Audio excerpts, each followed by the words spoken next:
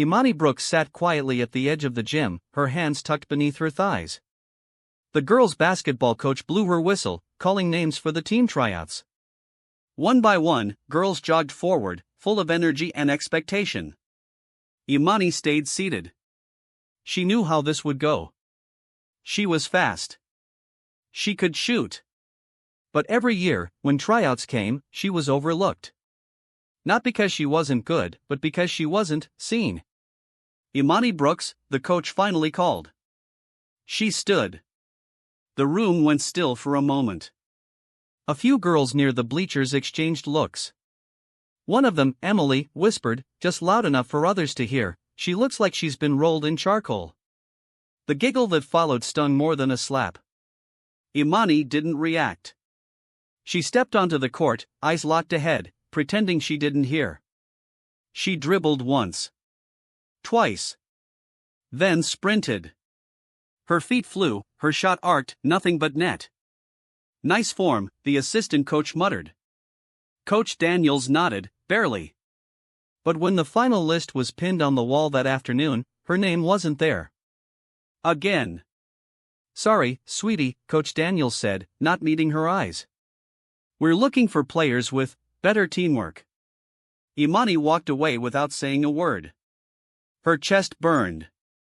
Not from running, from the ache she'd felt for years. In every classroom, on every playground, during every group project, she was always too black, too quiet, too forgettable.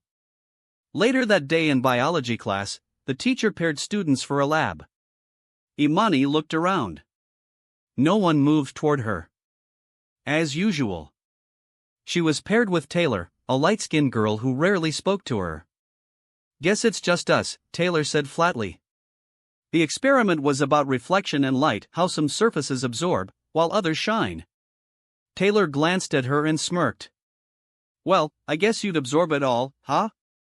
Imani flinched. A few students laughed under their breath. That night, she sat by her bedroom window. Her mom was working late, and the house was silent. Her reflection stared back at her in the glass. Skin like night. Unapologetic. She whispered to herself. "If they won't pick me, I'll build my own team." She didn't know what that meant yet. But something was changing. She felt it. The next morning, Imani walked into school like she always did, quietly, eyes forward, shoulders tight. The hallway buzzed with life, lockers slamming, laughter echoing, the usual clusters of friends. But to Imani, it all felt like static. She passed Coach Daniels near the gym. He didn't even glance her way. In math class, her teacher was handing back test papers. Imani's came with a red 92 circled at the top. She smiled a little. Finally, something to feel good about. But then came Emily, sliding into the seat beside her even though it wasn't hers. "Wow," Emily said, eyeing the grade. "Didn't think someone that dark could be that smart." Imani froze. The teacher, Mr. Hayes, looked up but said nothing. Just went on explaining fractions like nothing had happened. Emily giggled and walked away. Imani felt her throat tighten. Again. No one said anything. She wasn't asking for applause, just a little respect. A little defense. A little, "That's not okay." At lunch, she sat at the far corner of the cafeteria, like she usually did. The table beside hers was full of loud girls in matching lip gloss and big laughs. Emily was there. So was Taylor. They were passing around someone's phone, laughing. Imani caught a glance of her own face on the screen. It was her school ID photo, with a crude drawing of black paint smeared over it. The caption read, "New school policy, no lights after 2 p.m. She didn't cry this time. She clenched her jaw, picked up her tray, and walked right past them, refusing to give them a show. That night, Imani sat at the dining table with her mom, Monica, who'd just come home from a double shift. "You all right, baby?" Monica asked, stirring her tea. Imani nodded. "Yeah. Just tired." Monica looked at her for a long moment. "You know, being tired of people treating you like you're less doesn't mean you believe them." Imani looked up. What if they just don't stop? Her mom took her hand. Then you stop waiting to be chosen. You choose yourself. Imani swallowed hard. That night, she stayed up sketching. It was something she hadn't done in a while. Her notebook came alive with pencil lines, a girl with glowing, dark skin, surrounded by stars. A girl standing tall, while shadows tried to pull her down. For the first time in weeks, she didn't feel small. She felt something rising in her, a spark. The next day at school, she brought that sketchbook with her. She didn't show anyone. Not yet. But she carried it like armor. And when she passed Emily in the hallway and heard her say, "Oh look, it's Miss Midnight," Imani didn't flinch. Because for the first time, the nickname didn't sting. It sounded kind of powerful. Monday morning came with gray skies and light drizzle, the kind of weather that made everything feel heavier. Imani Brooks stood under the school's entrance awning, watching raindrops bounce off her sneakers. She held her sketchbook tight under her arm like it was something sacred. In a way, it was. She had filled almost 10 pages since Saturday, drawings of black girls with radiant skin, futuristic cities where dark skin was worshipped like royalty, and one piece that stood out the most, a self-portrait of herself, but reimagined. She had drawn herself standing tall, wrapped in gold fabric, eyes glowing. She flipped through the pages slowly before the bell rang. Then, as if it were habit, she tucked the book deep into her backpack. In art class later that day, the teacher, Ms. Lee, a soft-spoken Korean-American woman with paint stains on her jeans, asked everyone to start their independent projects. Imani sat at the back again, quietly blending skin tones with her colored pencils, when Ms. Lee walked by and paused. "That's beautiful," she said, leaning over Imani's shoulder. "Is that yours?" Imani looked up, unsure how to respond. Most teachers barely remembered her name. "I mean, yeah," she said quietly. "Have you done more like this?" Imani hesitated. Then slowly pulled her sketchbook from her backpack and handed it over. Ms. Lee flipped through the pages, one by one, her eyebrows lifting in surprise. "These are incredible, Imani." "Really? There's power in these drawings. You have a real voice." Imani bit her lip. "Thanks." Ms. Lee smiled. "I'm hosting a student art showcase next month. I think you should submit something. Actually, I think you should submit these." Imani blinked. "Her? In a showcase? I don't know if people would even get it," she said. "They don't really see me." Ms. Lee looked at her, firm but kind. "Then it's time they do." After class, Imani sat under the stairs near the music room, flipping through her book again. Something about what Ms. Lee said stayed with her. Then she heard footsteps. She looked up and saw Taylor, the girl who had mocked her during the lab experiment last week. Taylor didn't say anything at first. Just looked awkward, shifting her weight side to side. "Hey," she finally said. Imani narrowed her eyes. "What do you want?" Taylor hesitated. "I saw your drawings in class." Ms. Lee showed them. "They're really good." Imani didn't respond. Compliments from people like Taylor felt like traps. Taylor added, "I didn't mean what I said last week. About you absorbing all the light. That was messed up." Imani raised an eyebrow. "Yeah. It was." Taylor nodded slowly, then walked away. It wasn't an apology, not really. But it was something. And for the first time in a long while, Imani didn't feel like a background character. She felt like the beginning of a story. Imani stood in the middle of her room, her sketchbook open on her desk and a flyer from Ms. Lee sitting beside it. Jefferson High Annual Student Art Showcase. March 15th theme, Voice Unheard. It felt like a sign. That night, she picked 5 of her best pieces and slid them into a portfolio folder. She hesitated before adding one more, the self-portrait. The one with her dressed like royalty, skin glowing, eyes fierce. She stared at it. Was she really ready to be seen like that? The next morning, she brought her folder to school early. Ms. Lee was already in her classroom, setting up canvases. You changed your mind? Ms. Lee asked, smiling as Imani walked in. Imani nodded and handed over the folder. I'm nervous, but, yeah. Ms. Lee flipped through the drawings. These are going to move people, Imani. I can feel it. By third period, word had spread, someone new was getting attention in the art department. And it wasn't the usual names. At lunch, Imani sat alone as always, but this time, she noticed eyes on her. Not mocking ones, curious ones. That's when Madison showed up. The same Madison who had laughed at her on the first day of school. The one who made darkness a punchline. She sat down across from Imani without asking. So, Madison began, flipping her sleek ponytail, I heard you're the big new artist around here. Imani blinked. I guess. I saw the one of you in the gold wrap, Madison said casually. Very dramatic. Imani said nothing. Madison leaned forward. It's cool. I mean, it's cute that you're finally doing something. People like you always have to be loud about it to get noticed, huh? There it was. The backhand. The dig. That reminder, you're not supposed to shine. Imani clenched her fists under the table. No, she said softly. I'm not being loud. I'm just done being silent. Madison tilted her head, surprised at the answer. Well, she said with a fake smile. Good luck with your little showcase. She stood up and walked off, leaving a trail of perfume and shade behind her. Imani's heart pounded. She looked down at her tray, appetite gone.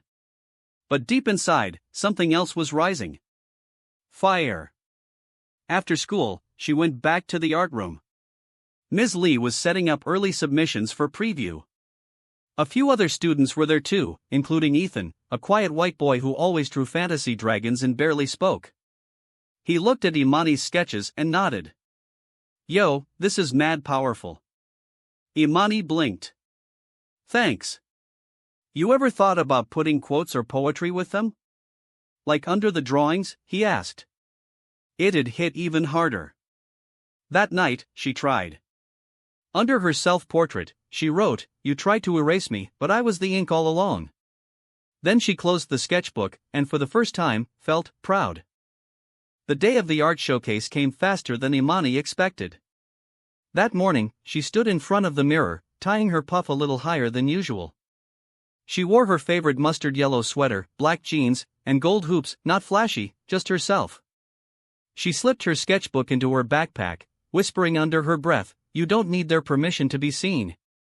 By 6 p.m., the school gym had transformed, soft music playing, string lights glowing, easels and poster boards standing in rows. Parents, students, and teachers strolled around, examining art with punch and soda in hand.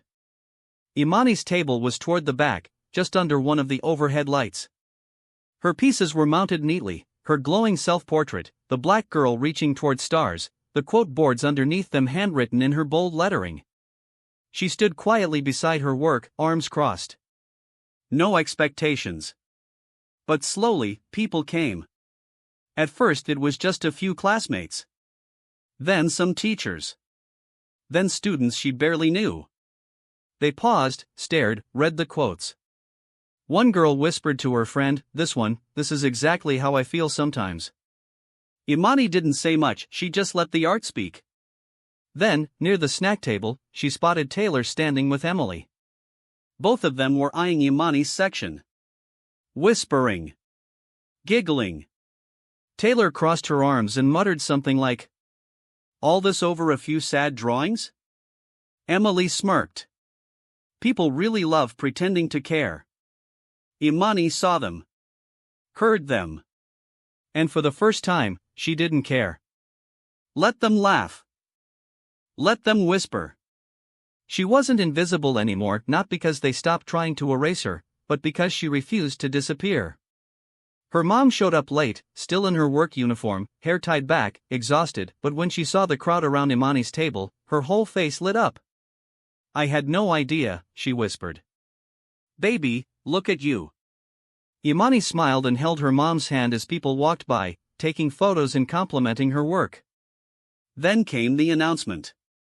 Ms. Lee stepped up to the mic in front of the gym. "I want to take a moment to honor a student whose work didn't just speak, it shouted truth," she said. "She reminded us what happens when you use your voice, even when the world tries to silence it." Her eyes found Imani's across the room. "Imani Brooks, thank you for your courage." The crowd erupted in applause. Even people who didn't know her name just hours ago were clapping loud, proud, and real. Imani looked out over the room, the faces, the lights, the sound, and felt something crack open inside her. This was it. Then this happened. They bullied her for her skin. They called her names. They ignored her. But now, she had taken it all, and turned it into gold. The Monday after the showcase, Jefferson High buzzed like a school after a championship win. Imani barely made it to her locker before a girl from senior year walked up to her. "Hey, you're the art girl, right?" she asked. "I saw your drawings on Insta." Fire. Imani blinked. "Wait, my drawings are online?" The girl laughed. "Girl, yeah. Someone posted a video from the showcase, your quote boards are everywhere now." Imani's chest tightened. She unlocked her phone with shaky fingers. A friend request. Then another. Then 10 more. She opened Instagram and there it was.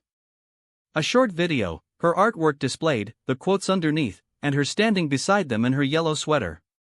The caption read, "This black girl was bullied for her skin.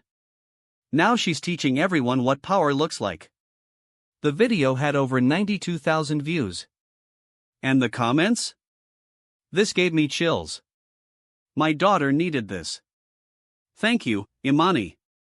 Representation. Strength. Beauty. I was this girl growing up." Imani's fingers hovered over the screen, eyes wide. She was blowing up. But fame wasn't all glitter. Later that day in the hallway, she overheard Taylor and Madison talking near the water fountain. "She's not even that good," Taylor muttered, crossing her arms. "People just feel sorry for her because she's dark-skinned." "Exactly," Madison chimed in. "All this woke pity is getting out of hand." They turned and saw Imani standing there. For a moment, none of them said a word. Just stares. Cold. Tight. Jealous. Imani didn't flinch this time. She just looked at them and walked past, heart pounding, head high. That afternoon, Ms. Lee pulled her aside. "Imani," she said, smiling. "There's a local youth magazine called Canvas. They saw the video and reached out, they want to interview you for their next issue." Imani's mouth dropped. "Me?" "Yes, you. They said your voice and your art speaks to something bigger than just school. It's movement." Imani wasn't sure what to say. She nodded, stunned. That night at home, her mom cooked a full dinner rare for a weekday. Fried chicken, greens, sweet potatoes. "You're making waves, baby," she said, placing a plate in front of her. "But remember, waves shake things up. Not everyone will like it." Imani nodded. "I know." Later, she opened her sketchbook. Under a half-finished drawing, she scribbled, "They stared at the color of my skin. Now they study the light that shines from it." She closed the book. Her story was no longer hers alone. It belonged to every girl who ever hid in the back of a classroom. Every girl who dimmed her light so others could shine comfortably. And now, she was done hiding. The Canvas magazine interview was scheduled for Friday afternoon. Imani sat in the school office, wearing a soft cream blouse and black slacks her mom had borrowed from a cousin. Her curls were full and bold, no gel this time, just wild and free. The interviewer was a young black woman named Nia, in her 20s, with locks and big hoop earrings. She didn't shake Imani's hand, she hugged her. "I wish I had you when I was your age," she whispered. They sat. The questions started simple. What inspired your art? How did you handle the bullying? But then Nia leaned in and asked, what would you say to the girls who still feel like they don't belong? Imani didn't even need a second. I'd say they already belong. The world just hasn't caught up to their beauty yet. Nia's eyes glistened. That's going in print. The article came out the next week. Imani's face on the front page. Headline: Her skin was the target, now it's the spotlight. The school went silent for a day. Then buzzing. Then divided. Some students clapped when she entered the cafeteria. Some rolled their eyes. Taylor? She posted a shady story. Not everyone who goes viral deserves it. Some people just got lucky being the victim. Imani saw it.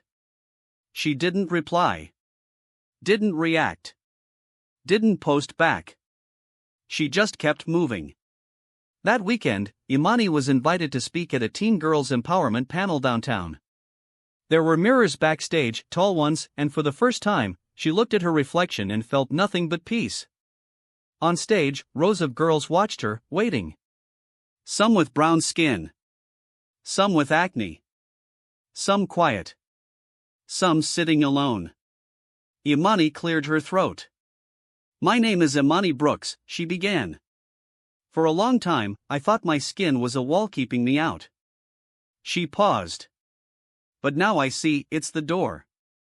The room clapped. One girl wiped a tear. She continued, stronger.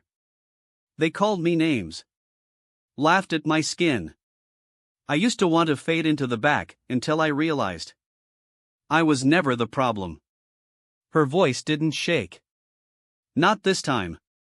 I was never too dark, they were just too dim to see me. Gasps. Then a standing ovation. Later, as she exited backstage, her phone buzzed again. An email. Subject: Scholarship Opportunity, National Youth Creatives Program. Imani stared at it, heart racing. This was real. She had taken their laughs, their stares, their words, and built something from them. She stepped outside into the summer air. Light hit her skin. And for the first time in her life, she didn't shrink when people looked. Let them look. Let them whisper. Let them watch. Because this girl, this black girl, was no longer a secret. She was the story. If you could say one thing to Imani right now, what would it be? Drop your thoughts in the comments, we're reading every one. Thanks for watching. Don't forget to like, share, and subscribe for more powerful stories like this.